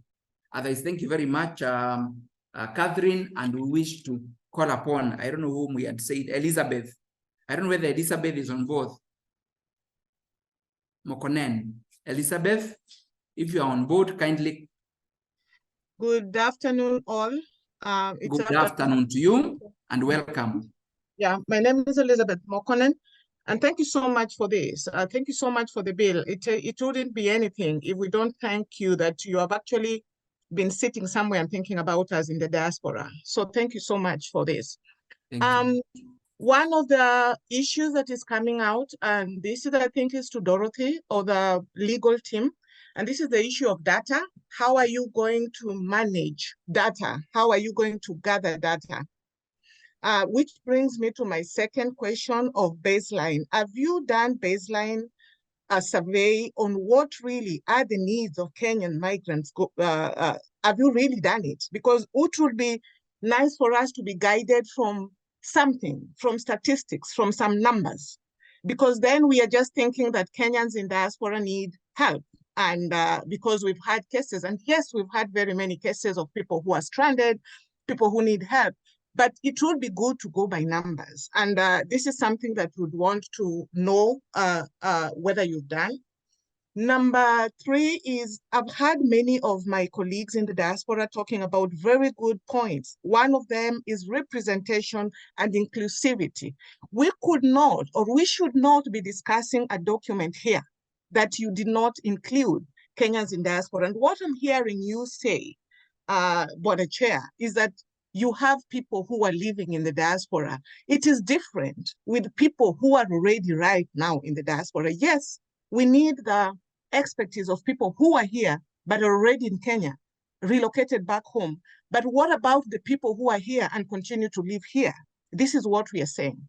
We really need that people who are here are into this, and we need to own the document. Right now, we don't own anything. We don't know what documents you've been using and what statistics you've been using. So it would be, would we even say as diaspora, we shoot this document down and say we don't know it? No, we wouldn't do that because it's important. We know it is our lives. We know it is the lives of our brothers and sisters. Some of us might be in places, like Carol said, in places where we might not need this welfare and insurance, but some of us we know need. If I would give you on a monthly basis, we contribute like 100, you might not know because you say a lot of cases come to you, but we'll also tell you that a lot of cases don't get to you. And we get to do this ourselves. In these diaspora platforms, we have WhatsApp and WhatsApp of asking for money day in and day out. And that is why we say what you're doing is good. Lastly, I am also in the Diaspora County 48 team. I am the operational secretary. We are planning for a summit in Nairobi in December. And maybe if this is a platform, then can we say that we are going to mobilize diaspora for you, the government, the Ministry of Labor, the State Department of Diaspora, so that you can have diasporans coming to talk and listen to you with this document, and we adding our voice so that we can say at least we did. As we are sitting now, you can't point a finger to us that there was a meeting that was held somewhere, apart from these online meetings, and telling us that we had a meeting with this number of diasporians and they own this document. We don't own it. And moving forward, let us get a platform where we can own this document, or where you can actually get our views, and we say that we as representatives of people in diaspora, someone from diaspora has told you there is no country without representatives. So we as representatives of diasporans have owned this, or let us even go regional. This is just 8 regions in the diaspora in the world. Let us say 8 regional diasporans representatives have owned this. Thank you so much. Thank you very much, Elizabeth. We really appreciate your inputs, but kindly would you like to tell us where you are? In Finland. In Finland. Thank you very much. We've taken your inputs, but I think Sharon would like to respond and ask possibly something. Kindly. So, thank you, Elizabeth, for those pertinent comments. As government, yes, we agree. One of the challenges we've been having is data on labor migration. It's a country problem. It's a regional problem. We do not have systems to be able to capture migrant workers. Most of the time, we depend on the data from the missions where migrant workers are supposed to voluntarily go and register, but you find most of the migrants, Kenyans in diaspora, have not registered with the various missions. So it's something we've been working on, and as I indicated earlier, the government is coming up with the one-stop system where all Kenyans can be able to access migrant services, labor migration services, and also in terms of the distress cases we're receiving. So when you go to the, I just show you briefly. So this is how, since last year, we developed a migrant workers distress portal where we have been capturing distress reports from migrant workers, and it's under the NEA-IMS system, the National Employment Integrated Management System. When you look at the system, there's a part for emergency reporting. So this is where we have been receiving report cases on distressed migrant workers. So when you look at this form, we've been able to collect a bit of data since last year, and we've been able to see there's issues of repatriation, there's issues of abuse, there's issues of non-payment of wages. So we have some data, and it's something we've been working on. And in terms of the benefits, and that is where we are subjecting the bill to public participation. What are some of the other benefits as Kenyans are out there you would want to see the fund provide? It will be very key for us if we can be able to get more input into that. And then also in terms of operation of the fund, we'll be able to get written submissions of how we think the fund would work, because this is when we have started the process, and that's where we see it fit to include the diaspora community into this process. And also issues of awareness creation. Yes, we've also been there's also been inadequate awareness creation on labor migration issues, and it's something also the government has been working on. It's not just even in the diaspora community, but also in the country as well. So we've been trying also to start in the country to do regional, to go to different cities and just try to talk about labor migration issues. And the forum is about December, that will be a good forum, because we also need to do awareness. We have a labor migration policy, we have a bill, and I think it will be important that we continue with this kind of social dialogue. Thank you very much. Thank you very much, Sharon. I think that is quite informative. And as you've said, I think we certainly would want to engage the diasporans more, and that summit would be a good collaborative effort that the diaspora and the state, the government could come on board and get more inputs so that we can be able to enrich the bill. So thank you very much, Elizabeth, for those inputs. Now, I don't know what else we have. I can see we have very limited time remaining. Yes, Sharon. Could they send us questions into the chat? And also, there's an email we'll provide. We might not be able to capture all the questions, but if you can be able to get the submissions in writing, that would be very critical. Because when we come back with the revised bill, we'll be able to take you through all the comments and what we considered and what we not considered, what is the justification. Thank you very much. Thank you very much, Sharon. I think, as has been said, we are going to request that you give us more and more inputs in form of writing, in form of memorandums that can be able to be worked on in enriching this document, this bill. And we believe that we should be able to get closer to a finalization by having your inputs that are going certainly to enrich the document. I think there was an issue raised about what was this one? On the representation.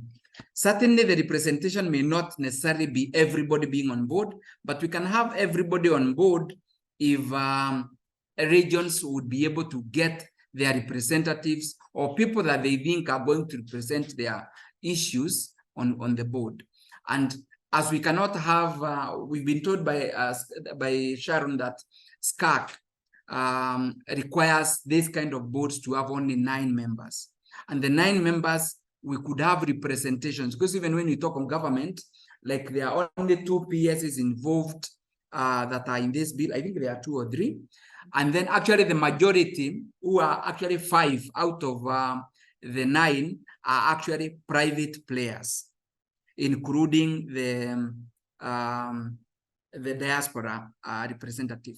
But we could work on the regulations that are going to see to it that each zone is represented at a given time, so that we don't have people feeling it is only Europe that is represented, or it's only somebody from Africa or somebody from the US who represents the diaspora. That way we would be able to be more rotational and be able to cover everybody.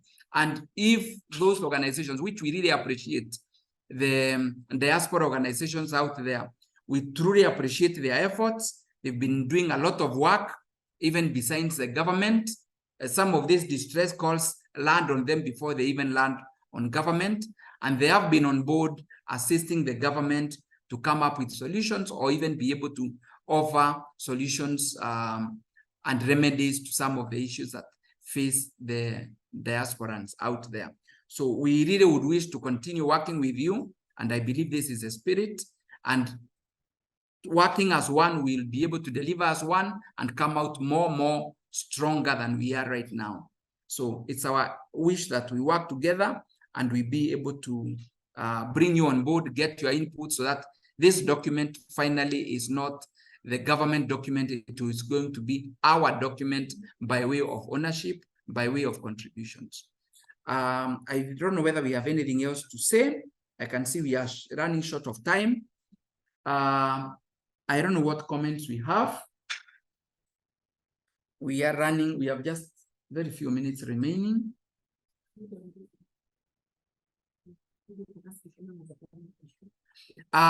Could there be somebody with a very burning issue before we close that we can be able to take on board? Any burning issue from any of the participants? Maybe Yes, Sharon. just answer the question here on do the laws and policies in place cover Kenyans employed by foreign missions, UN agencies, and others? So when you look at the bill, part 4 of the bill, there is an application of the part to certain persons. So when you look at the bill, they have exempted some people who are not who cannot be part to certain provisions of this bill. So there's a person employed in the civil service of the national government or county government, and is being to assist to perform an official duty, or a student, trainee, or a tourist, employment of seafarers, a person immigrating for employment of the government or international multilateral organizations.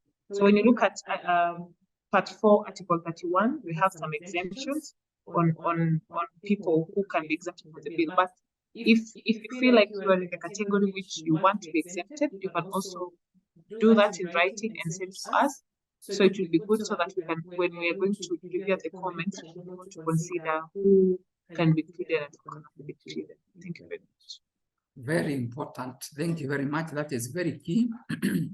Yeah, because I think the direction that some of the questions were going would actually be gearing towards maybe more exemptions. But I think it's important that we have a section 31 that deals with non-application of part of this persons.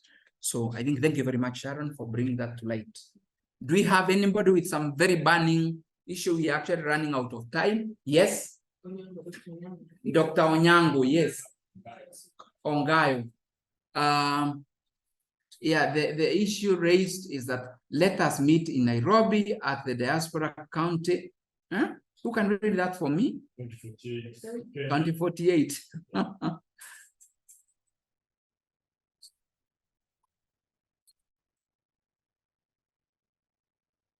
Who could read that for us? I think I lost it.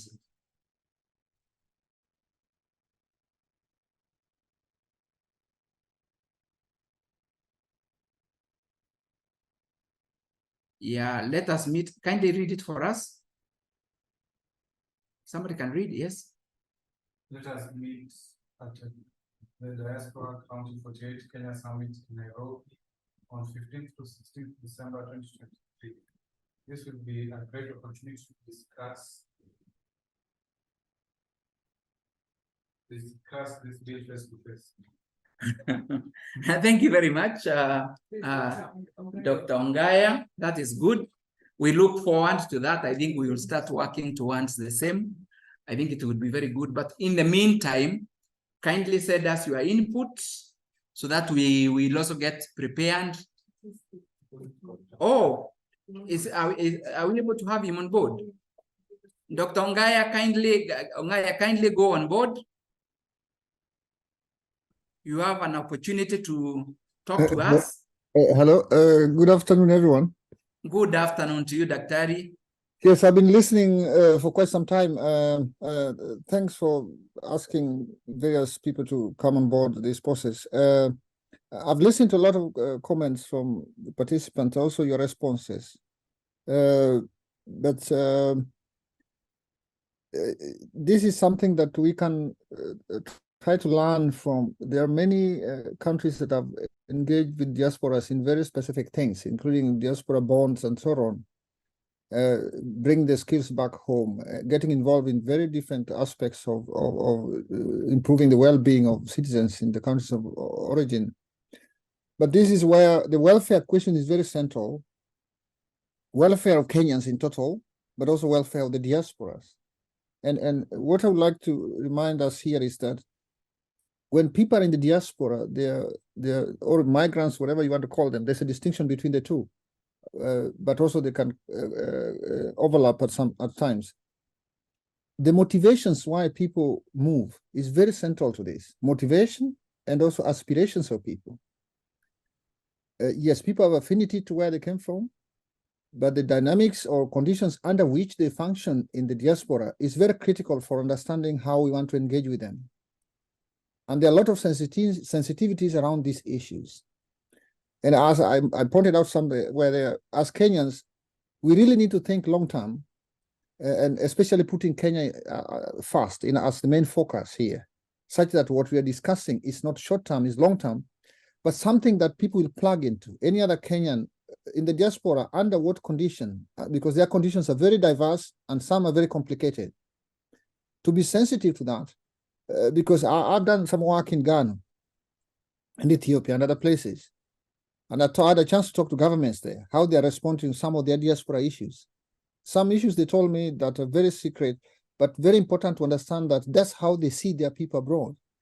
And try to understand the conditions under which they live there. And then how to engage them, how to facilitate things such that you leverage on their development potentials in a much comprehensive way, but also addressing specific things that are needed. For example, what you're talking about now, what this bill is talking about. So for me is to maybe step back quickly. I know there's a draft of the bill, but it's not the end of the day. It's not cast on stone. So that it doesn't go wrong at the end of the day. We can rush it or we can push it, but it's better that we come up with something very concrete that will live on, not only for today. That's something that will live on for Kenyans. Kenyans that might travel at one time in their lifetime. And what that traveling means is leveraging on their development potential. That's the goal of it. And welfare is just one of the development potentials of diasporas. And to make a distinction of what welfare we are addressing, their own welfare outside Kenya, their welfare when they come back home, the welfare of people that they are linked to in Kenya, but also complementing certain things at governmental level, not fully taking responsibility of the government, but we are seeing to what extent can diasporas willingly and from their own motivation say, I'm doing something back to Kenya, using my own skills or my own expertise, my own network, my own resources, and other potentials. And I think this is where we can reflect on this bill carefully. And as other people said, how then do we tap into these insights that can help this bill to become something very strong, which can be grounded in the Constitution, not just a small bill, but later it can be pushed towards something being institutionalized for long-term benefit of Kenyans. One time, someone will remember that this day or this year, a certain group of Kenyans came up with a bill, and that bill lives on because the way in which it has been framed addresses very critical issues, and that can take us forward. So my appeal is, can we rethink the way in which we are engaging around this issue? Tapping into voices, it's not difficult to tap into multiple voices here. But the question is, what strategies we have for doing that, a framework for it, and then put a mechanism in place where we can find a way to filter those voices. It's very important to filter into those voices because of diaspora diversity within the diaspora, Kenyan diaspora itself, but also the geographical location where Kenyans are. So that could be a starting point. And then you work out something and we go into parliament with something very concrete. We want to hear them also having a serious conversation. You know, the moment you mention fund or anything about money, Kenyans can go crazy also, and for good reasons. So that's why the motives behind the bill the principles behind the bill or the philosophy behind the bill should be very central to this discussion. And especially when the common good is at the center of that bill. And we can flesh out what are these common good for Kenyans to identify. Okay. Thank you very much, Daktari, and we really appreciate your contributions, and we look forward to getting more inputs from you, if possible in writing, that would enrich this bill. And just like has been said, we still look forward to meeting during the summit, the December summit, the 15th to 16th, yeah, so that we can be able to even engage more. But in the meantime, as the bill is going through the stakeholders in the country, in the countryside, in the counties, we would want really to get more and more inputs so that we continue preparing and improving on it. Otherwise, thank you very much. Daktari says the mention of money to Kenyans makes them go crazy. So I think it's important that we think about those aspects as well. Yes, do you have anything else that you would want to do? I can see we are running out of time. We have only 1 or 2 minutes, and then we close. I don't know what we have that is very burning. Which one is that? Balancing the regions. Kindly just take it up. Kindly read that for us next time. Yeah.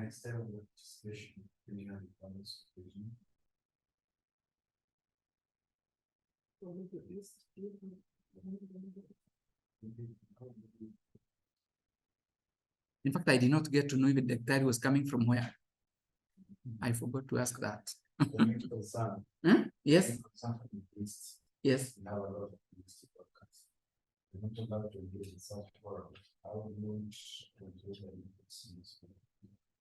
Now, for domestic workers, if I may answer from where I'm seated, actually, I think this bill purely addresses more of their issues than anybody else's issues.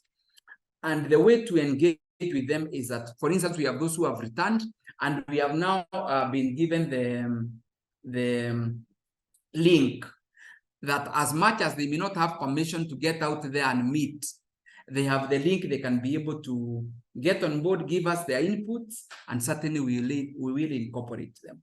I think that's one thing that we have been keeping. And actually, even when we were developing this, I think we had a number of them on board. Yeah. So I think that's takes us to where we are. I don't know whether we have anything else that is very, very burning.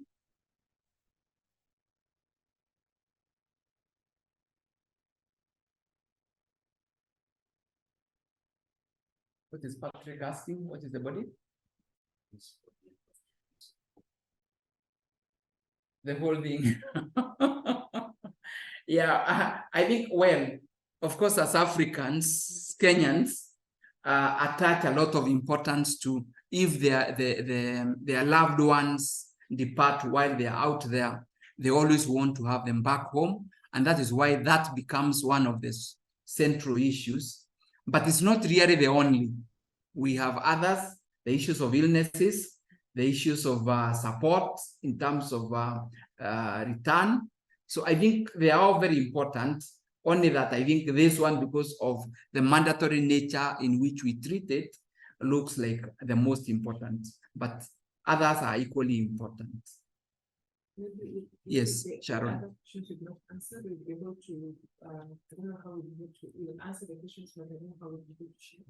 I think we could share through the same link. Yeah, to them. Yeah, to them. Okay. I think yes. Thank you, Sharon. I think what we will do is that there are several questions that we are not likely going to answer because of time factor. But then I think what we should agree on is that we'll look at them and we'll have a platform of some of these are actually generic questions that we have seen. Some are actually repeated. Possibly somebody has come when the question was already answered. So we could have the answers and then post them on the link so that members could be able to see, or diasporas can be able to see and benefit from those answers. And obviously where the answers maybe somebody may not be satisfied, they still can ask more through the same link. So otherwise, members and the colleagues, Sorry, yes? Sorry? Netherlands. Daktari. Oh, the doctor is in the Netherlands. We have quite a number of people in the Netherlands. Thank you very much. So our senior officials from the State Department for Labor and Skills Development, the task force and the secretariat that has prepared this public communication. I wish on behalf of the PS, Roslyn Jogu, to thank you most sincerely and those who participated world over, to thank you for your inputs and contributions and for making this session a great success. I look forward to engaging with you in the future, to making further inputs, as this is a mandate of the State Department to dialogue with you and be able to contribute towards the national development of this country. So thank you very much and have a great time in the future. Thank you.